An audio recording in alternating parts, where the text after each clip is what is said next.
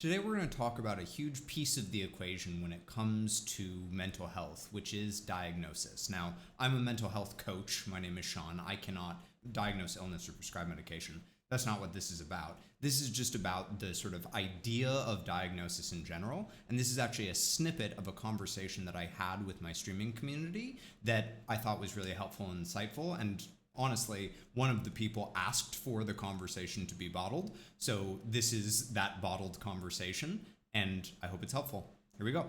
Hearing Sean say that a second ago, being forced to do work in a way that is antithetical to how your brain functions made something click for me in a new way. The disorder part refers to the misfit between environment and nature. Maybe the way the brains of people who get diagnosed with ADHD function isn't less functional. The disorder arises because that brain is asked to do things in the wrong way. That's where reduced function arises. 100%.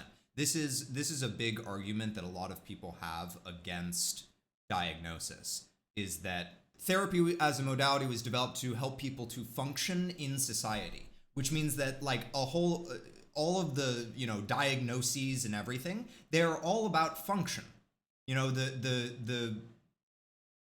A huge part of what makes a diagnosis, what makes something diagnosable, is when it starts to impair your function. And function is all based on how society works. If society was us rolling around in hover chairs and drinking Slurpees, there would be a whole lot of diagnoses that would no longer apply because they wouldn't affect function. So when we are thinking about a diagnosis, we have to think about the function that it is taking away from us, like what part of society it is limiting us from engaging with, and if we even want to engage with that part of society. So I've learned from having an ADHD-er husband and many friends that the best way to cope with ADHD is not to try to fit what society expects as normal, but to adapt your life and surroundings to what works for you. Small examples. ADHD can come with the habit of putting trash down somewhere nearby and thinking, I will throw this away later, and ending up with a small heap. Instead of kicking yourself over the heap, get more trash cans. Same thing with laundry baskets. Get more trash cans, place them in or near the places those heaps pile up. Yep, 100%. Who cares how many trash cans you have if it makes living in the world easier? 100%.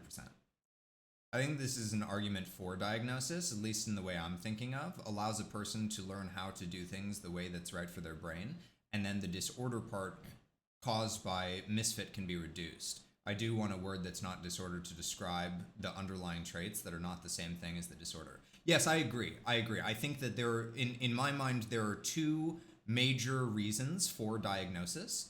Reason number one is validation, that if your entire life you have been struggling and feel like you have, been playing the game on hard mode, and then all of a sudden you get a diagnosis that confirms that it's like, wow, my brain actually does work differently. There's a reason that I've been struggling. It can be incredibly validating. And two is access to treatment, whether that is medication or just like a collection of things to do that can help you to function better in society. It can be very, very helpful. I think that where diagnosis starts to get tricky or unhelpful is that sometimes what will happen is people will start to use diagnoses as crutches, where they will relate to like a little piece of every diagnosis that exists because there is so much overlap between them, and like self-diagnose and like take on all of these diagnoses. And then whenever you tell them anything, they're like, no, I can't do that because I have X diagnosis. No, I can't do that because I have Y diagnosis.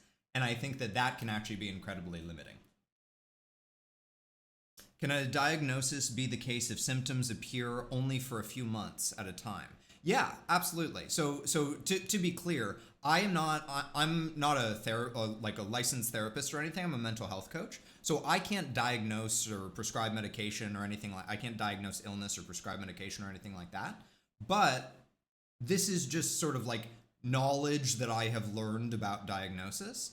And for instance, as an example of what you're talking about, Bakugo, if you have depression comes and goes in waves. So there will be periods where you have like a deep, deep depression, and then there will be periods where like, it seems like it kind of disappears for a little while. And so that doesn't mean that you don't have depression. It just means that, depression happens in cycles. So another example that is less mental health related is herpes. Herpes, you have outbreaks. And when you are not having an outbreak, it doesn't mean that you don't have herpes. It just means that you're not having an outbreak at that moment. I guess if the diagnosis reflected what we're talking to more, it wouldn't be called attention deficit hyperactivity. It would be called forced to use brain wrong way disorder. Yeah. And I think that there's a spectrum, because I think that, so, for instance, some people who have autism are completely nonverbal and, have huge panic attacks because of their autism. And I suppose you could say that is still just them being forced to function in society in a way that is not, does not align with them. But I think that for a lot of people that have a diagnosis that feels very limiting to them, saying, it's not limiting, it's just that you're being forced to use your brain in a way that doesn't work for you, I think can actually be invalidating. So it's a tricky balance. Is it possible to take accountability for problems caused by neurodivergence without the accountability meaning shame? As an autistic person, I struggle with emotional regulation. Sometimes my reactions seem bigger than the situation at hand necessarily calls for. Sometimes I owe someone an apology once I have had time to return to a regulated place. I'm not ashamed of my autism. Shame prevents growth and learning. I own my actions influenced by my differences and seek ways to adapt and grow and prevent my differences from harming others. Yeah. Okay. I read it incorrectly. I read it as also, is it possible? You said also it is possible. 100%. Yes. Applies to trauma too. Yeah. Something that one of my mentors says a lot is mental illness is not your fault, but it is your responsibility. And I think that this is very much this similar sort of idea. If I experience a trauma trigger and it gets me to behave in a way that harms others, I deserve compassion, but I also want to take accountability and reduce the ways I might harm others. Yep. 100%. And this is something I talk about all the time, which is the distinction between emotion and action. That, if you are triggered, if you have some sort of trauma response, we can absolutely, validate, have compassion for what it is that you are feeling, and it doesn't make the behavior acceptable. Those are two different things. Emotions are always valid, 100% of the time. There is no such thing as an invalid emotion. It doesn't even make sense that an emotion could be invalid, because it's literally a bodily function. It's like saying poop is invalid. Whereas behaviors can be invalid. The way that you treat somebody can be unacceptable. And that may be driven by the emotion, but that does not make the emotion itself invalid. Your trauma and trauma responses can be completely valid and understandable, but that trauma does not exempt you from the consequences of the harm your trauma responses do. Yep. I want to bottle this conversation so I can hand it to people. I can do that. We can just create a highlight of this conversation and I can send it to you. That's easy.